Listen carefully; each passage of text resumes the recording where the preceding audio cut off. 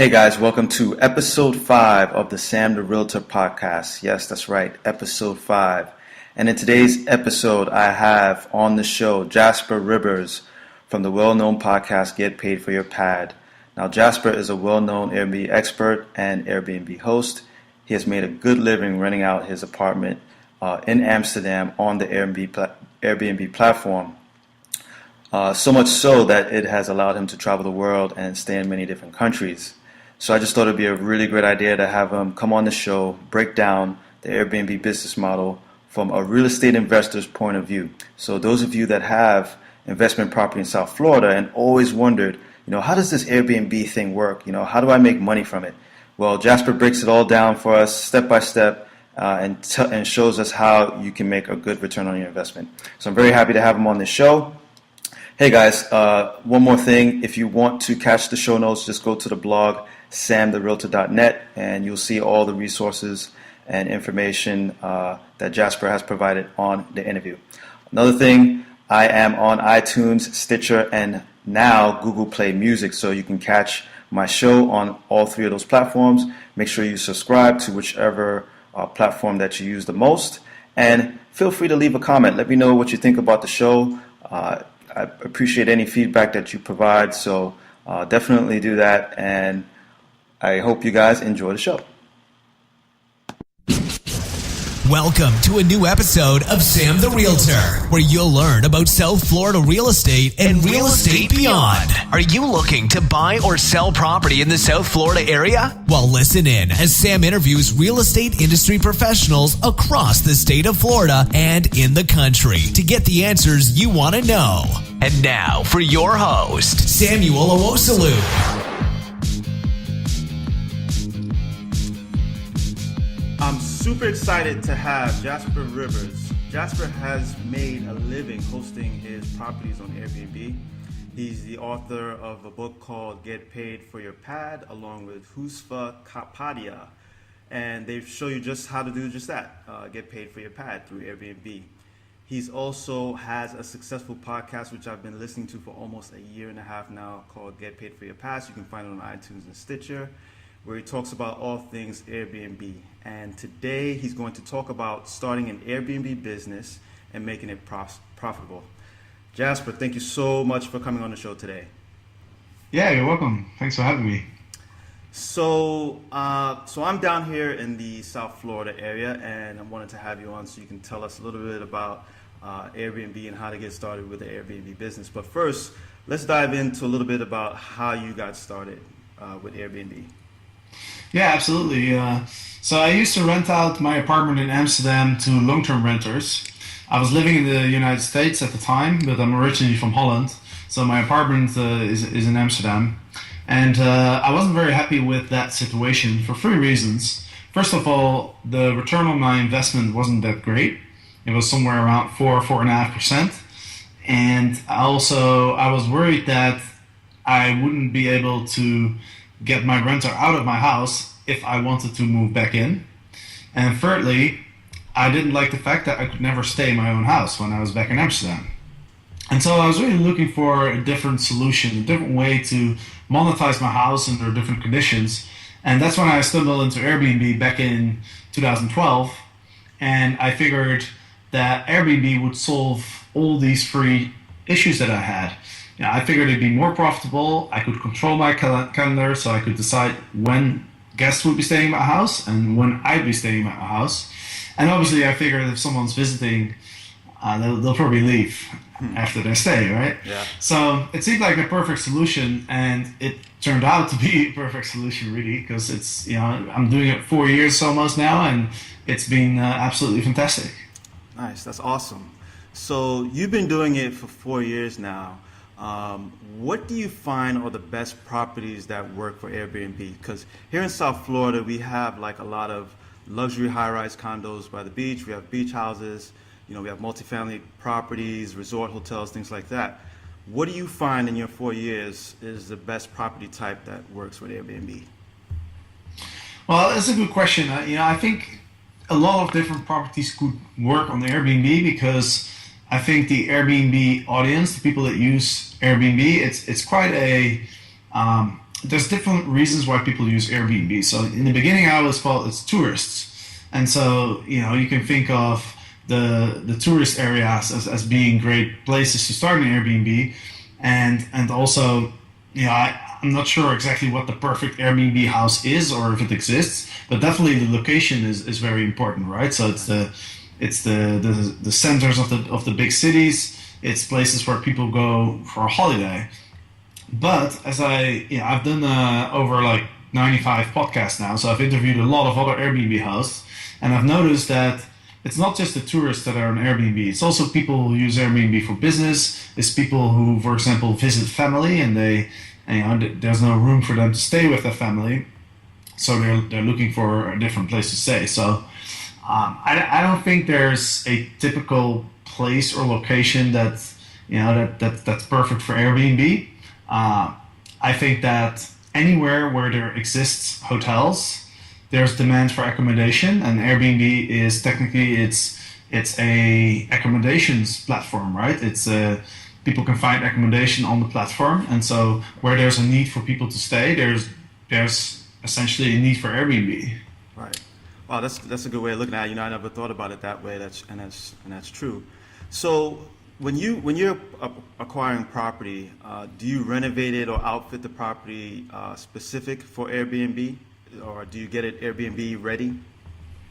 Well, I mean, I actually only have one property. I just have my apartment in Amsterdam, and it's interesting that you mentioned the fact that you were assuming I have multiple properties, because most people assume that I have multiple properties because I'm pretty much living off my apartment, right?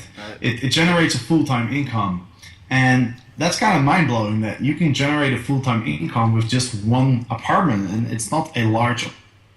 It's about 800 square feet, so it's nothing gigantic, and so that's what blew me away as well when I got good at it, and I was able to raise the prices and make a lot of money off the apartment. It's really astonishing to see how much money you can make. I'm making like 2 to 3 times more than I used to make when I was renting out long term. Wow, that's interesting because I know some investors, when they're looking at ROI, they kind of want to make somewhere north of 15% on their rental if they're doing it long term. You're saying that you've seen ROIs higher you doing Airbnb?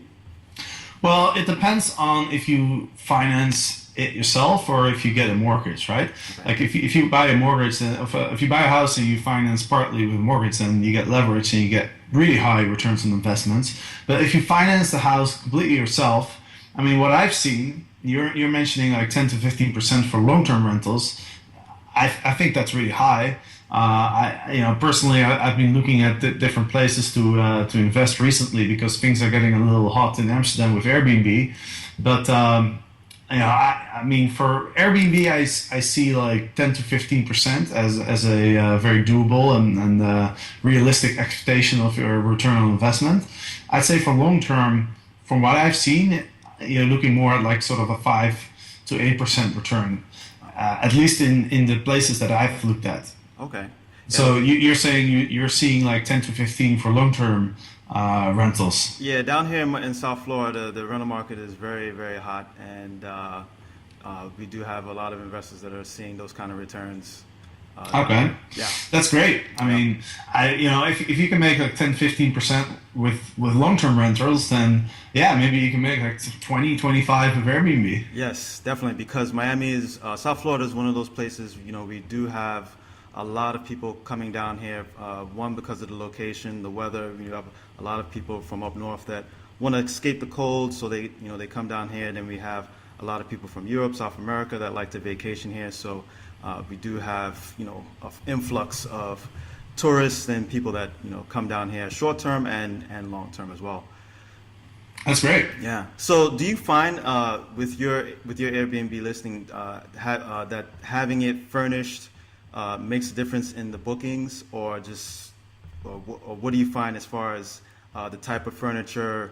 Do you feel that it's kind of the type of furniture that people like, or do you think people are picky with furnishings? Well, first of all, Airbnb is really a platform for short-term rentals, right? So it's people stay on average, I think, 3 or 4 days or so, Okay. and so having a non-furnished apartment is not really an option. It's got to be furnished. People are not going to like spend a long enough time in an Airbnb to purchase their own furniture, and so what I think you want to focus on if you want to do Airbnb, you really want to walk into your house as a traveler, pretending that you're visiting the area, and think about what do you need, and a few things that I would mention is first of all you want to have your place very tidy because a lot of people rent out their houses, they actually live there, right? Now there's different ways you can do Airbnb. You can buy a house and you buy it solely for the purpose of renting it out in Airbnb, but most people rent out the spare room or they rent out their house when they're away. So if you were to pick a property, buy a property and furnish it, I would say make sure it's perfectly suited for a traveler, right? So you want to have a lot of space. You don't want to have it too full because it's nice to stay in a space where there's lots of room for where you can put your stuff. You want to have enough places to put your clothes, and also I think it's not really like one perfect sort of thing that fits all. I think what you want to do on Airbnb, since Airbnb it's a big platform, there's millions of people who are using it, and so what you can do is you can target it to a specific audience, and this is something that's really important because it makes you stand out from the crowd. So if you look at Miami, I don't know how many listings there are in Miami, but I'm sure it's like maybe like 6,000 or 8,000 listings. And so if you pick a certain audience, if you say, hey, my home is perfect for families or my home is perfect for couples, then you can furnish it with that in mind. If that makes sense. That's a really good idea. Yeah. Yeah, and then that way you can kind of drill down who you're talking to versus everybody. You can target specifically to that niche or that segment of people that come onto Airbnb looking for what it is that you specifically have, whether it be for families, for couples, or people with kids or with pets. So that's a good idea. Yeah, or maybe retired people, or like a group of singles. It's you really want to think about like who am I targeting here, and you can even pick the location with that in mind, right? If you pick a location near all the nightclubs in Miami, then you might want to go for the single traveler, or like the people, the younger people who want to go out and party. If you want to cater to the older people, you might want to choose a location where it's a little bit more quiet. And if you're looking at families, then maybe you want to be close to some attractions that are appealing to families. So even before you buy the house, you can already start thinking about that. Yeah, that's a really good idea. And do you put a lot of things in the house, like say like paper towels, detergent, things kind of like in a hotel, like how they have like towels and bed sheets and things like that? Do you keep your property pretty stocked with all those things? Yeah, absolutely. I think providing for towels and sheets is something that should be included, because you think about a traveler, somebody who comes from maybe very far away, you arrive at a house and you don't really feel like buying some sheets in the store, or buy some towels, or bring your own towels. So I think that's sort of like a basic thing that you can expect. Now, Airbnb is not a hotel, so if you use Airbnb, you're not going to expect daily cleanings and somebody to make your bed every day. But I definitely think you should be providing for the sort of the basics, the essentials. So have some toiletries, may have some coffee and tea available, towels, bed sheets. I think those are definitely should be included. Okay, nice. So okay, so we talked about getting the property, preparing the property. Now, what about pricing the property? How do you determine how you would charge per night? Well, that's a great question, and that's also the most challenging task that I think that Airbnb hosts have. If you think about it, as an Airbnb host, you're basically running sort of like a mini hotel. You're taking on all the roles, all the different roles. Like in a hotel, you have the concierge, you have the reception, you have the manager, the back office. You have all these people who make it work, and now you have to do all of that. And the most difficult task is, okay, how do you determine the price? Because obviously that has a big influence on how much you're going to be making in the end. Now, the big hotel chains, they have data scientists, they have computer algorithms, and so do the airlines. They have a specific team that calculates what the optimal price is. Now, as an Airbnb host, you obviously don't have that luxury. You need to figure it out by yourself. So there's several ways that you can do this. You could either say, hey, I just want to charge X amount of dollars for my place. I think it's a reasonable price. That's totally fine, but that's not going to be very optimal. You're not going to make as much as you could be making, because what you want to do is you want to adjust your pricing to demand. When demand is high, you want to charge a higher price, and when demand is low, you want to charge a lower price. Now, if you don't do that, then you're going to be missing out on extra money during the times when there's a lot of demand for your place, and you're not going to be fully booked when demand is low. So the two solutions that there are on Airbnb to do this right is, first of all, you could use a pricing tool that Airbnb provides. So that's completely free. It's very easy to use. And what Airbnb does, it kind of tries to predict what the best price will be, and then it will update your calendar with those prices. However, you need to go into your calendar and update the prices every day, and you can only set them for the next couple months. So it's a good solution, but there's one other solution that I think is better, because there's a couple companies out there that actually focus on helping Airbnb hosts with their pricing, and there's two that are really good. First of all, there's Everbooked, which is available in the US, and then there's Beyond Pricing, which is available also in other countries internationally. And these are startups that focus on determining the optimal price for any Airbnb listing.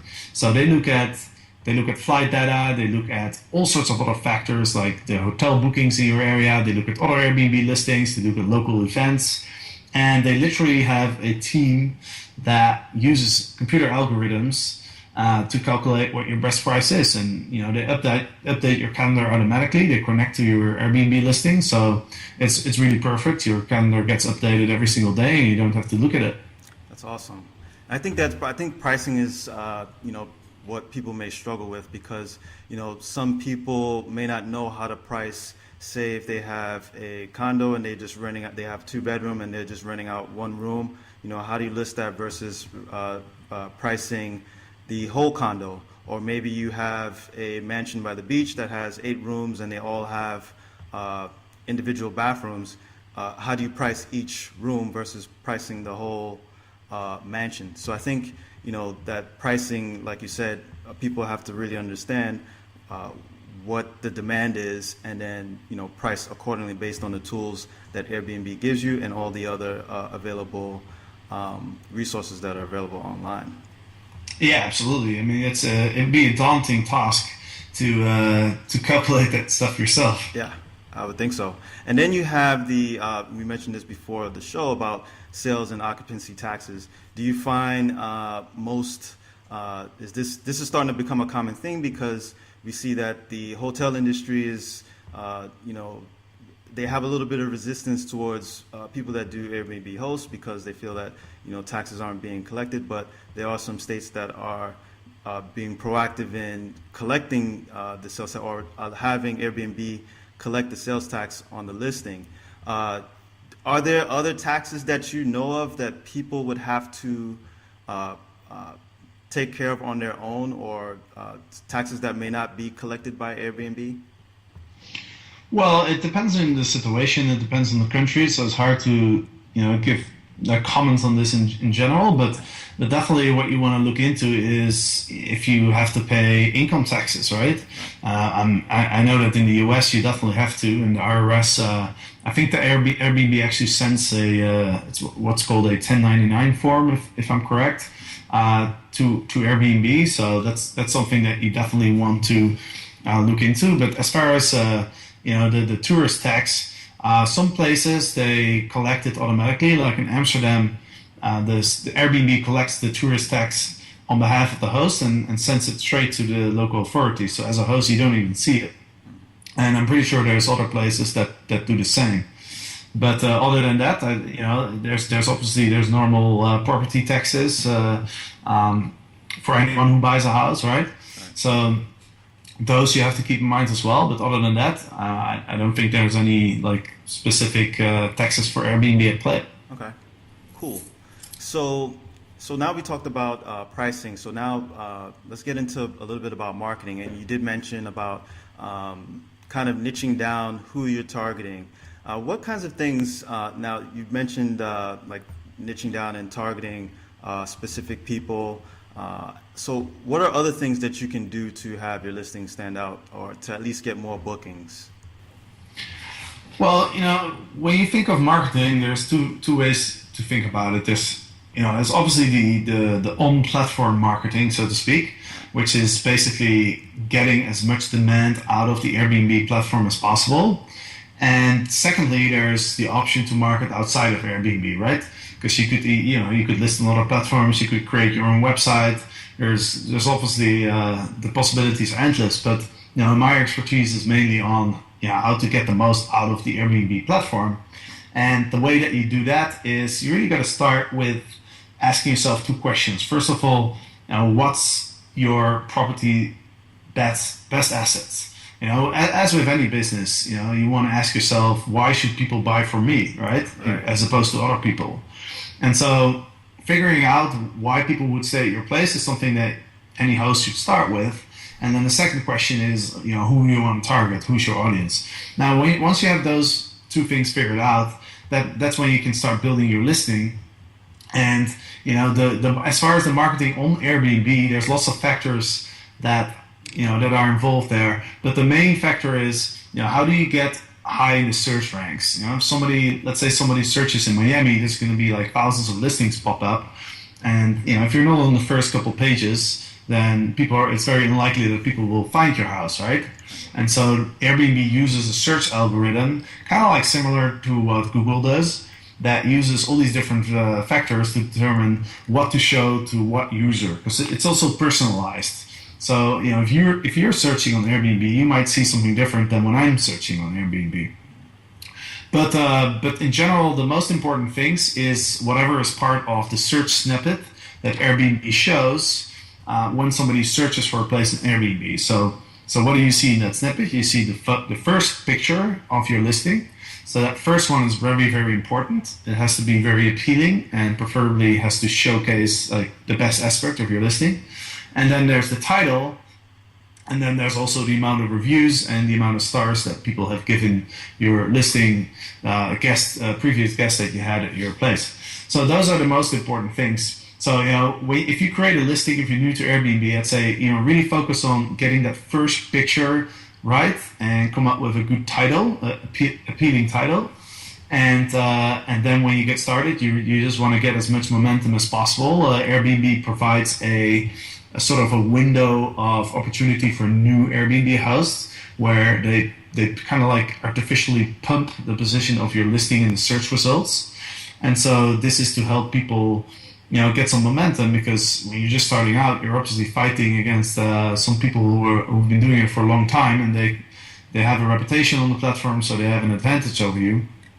So in order to help the new host, Airbnb really gives your listing a prominent position in the search rankings at the start, and so you really want to take advantage of that. Probably start with some attractive pricing, discount your place a little bit to get the first couple bookings in, and then it's just about building the reputation, making sure that your first guests are having a great experience, so you get those 5-star reviews in, and that will help you propel your business on the long term. Nice. Do you think it's beneficial for anyone? Because you mentioned about using marketing channels outside of Airbnb. Do you think it's beneficial if they did something like pay-per-click to drive traffic to their Airbnb listing, or putting it on Facebook to their friends? Do you find that that's helpful, or do you think just optimizing your Airbnb listing, like you said, with the description, the title, the photos, and the reviews is a better way to go? Well, I'd say start with that for sure. And once you have your listing sort of optimized on Airbnb, then you can start thinking about, hey, how else can I promote this? Now, obviously, you mentioned a couple of ways. Any free way to promote your listing is obviously a no-brainer, like putting it on Facebook, or maybe sharing it on a website that you have. That's kind of a no-brainer. From what I've seen, it's not that easy to attract a lot of traffic to your listing outside of Airbnb if you don't have a lot of knowledge on marketing, Facebook marketing, Google ads. I wouldn't recommend going into paid advertising if you're not familiar with it, because it tends to be. I know very few people who have been successful at that.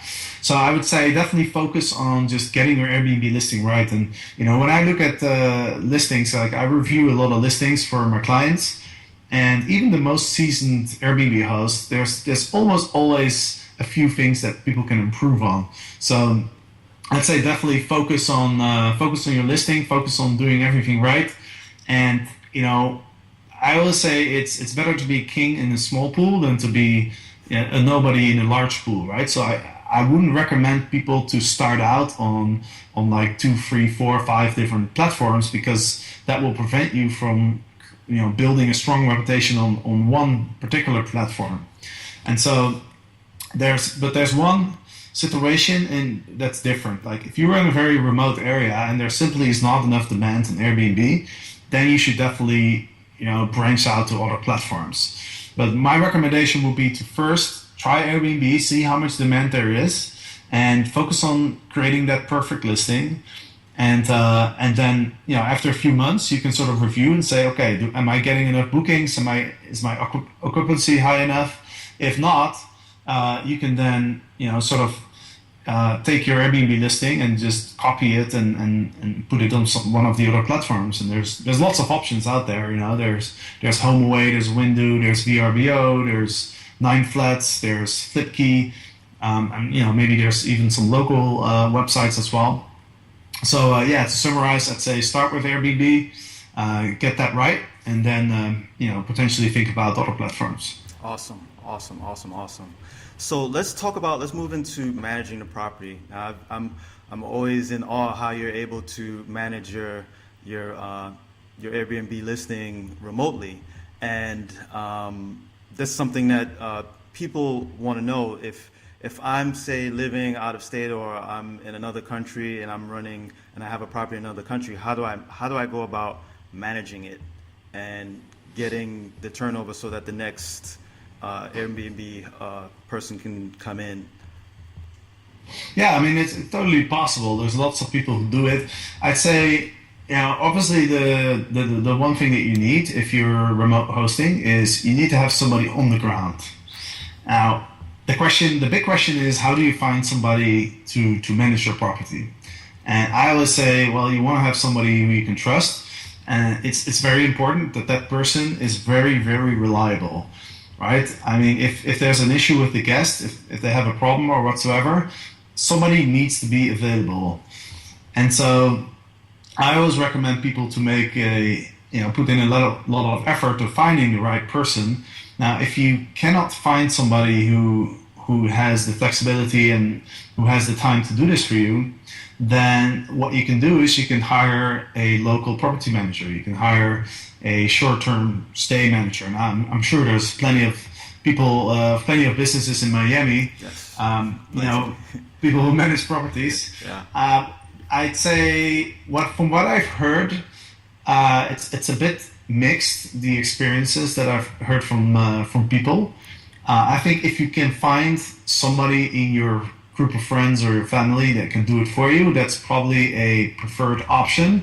I do recommend you pay that person well, because that person is very, very important for your business.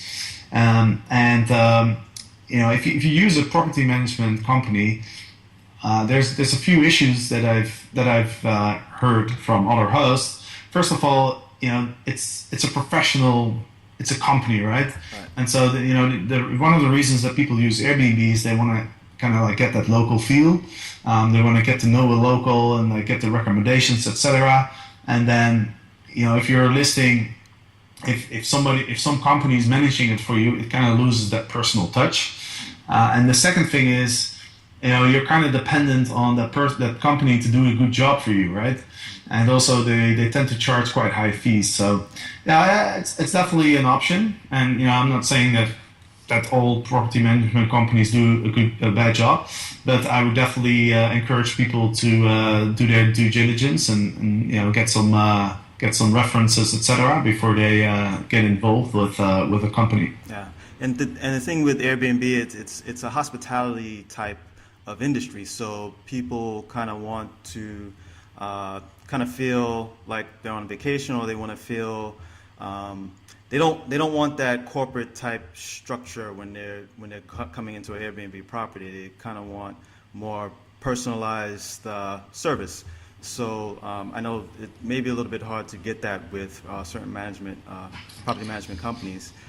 So how does that work when you have to pay a property manager, or if you have to pay someone, because it's not like something that could be done per month. It would be per listing. So how would you determine how to pay them?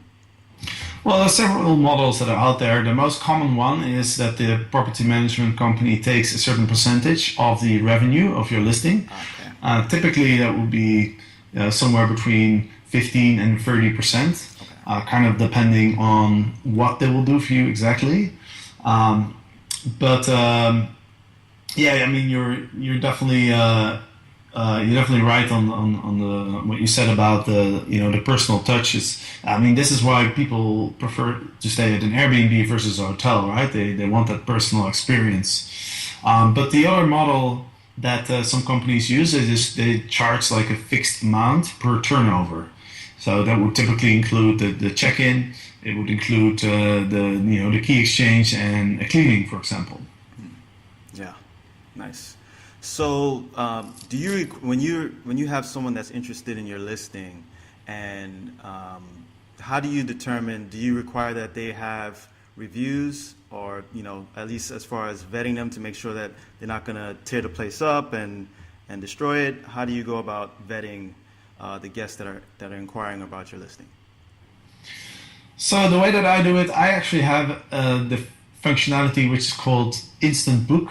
I have this enabled, and Instant Book lets guests instantly book your place, so without actually sending you a message.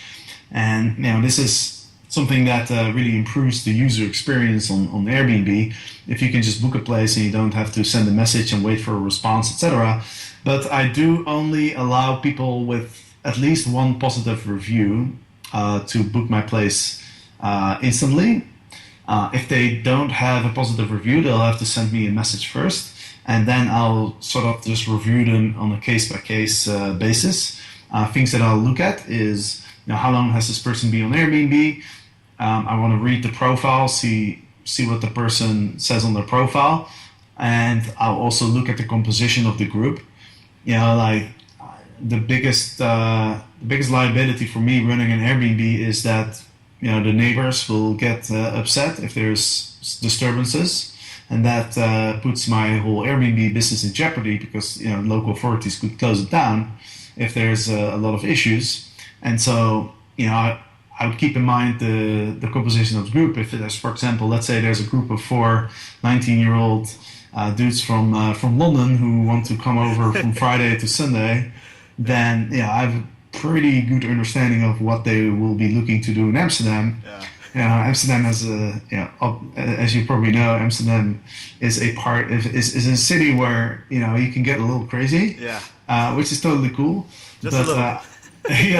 I prefer to host to sort of a different demographic, typically like older people or couples.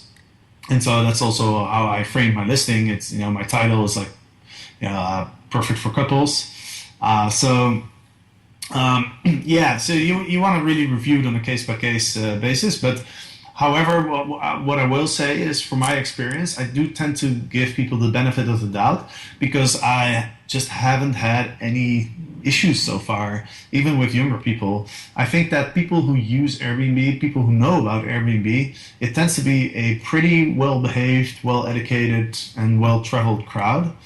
And so, I do recommend people to sort of keep that in mind. So it's not very common for me to reject an inquiry. I probably hosted close to maybe 250 or 300 groups, and I think I've declined maybe less than five inquiries. So that gives you kind of an idea of what it's like. And talking to other hosts, it's definitely quite rare that there's real issues.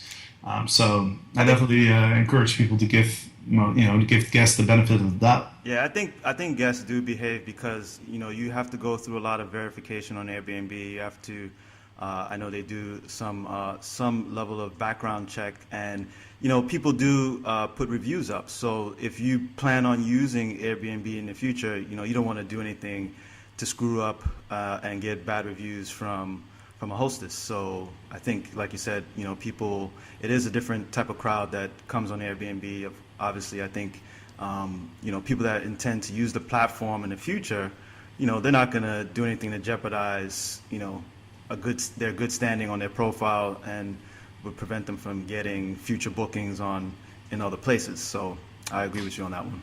Yeah, absolutely. That's true as well. And I think somebody who's not looking to use Airbnb in the long term, somebody who just wants to use Airbnb to rent a house and then throw a huge party, that person is probably not going to spend too much time on creating their profile, right? Right. And so you mentioned the reviews, which is obviously a really good thing to look at. That person probably wouldn't have any reviews, but also that person might not have all the verifications. That person might not, write a lot about themselves on their profile. That person might not have a very good picture of themselves. So I think those are things that you can look at. Yeah.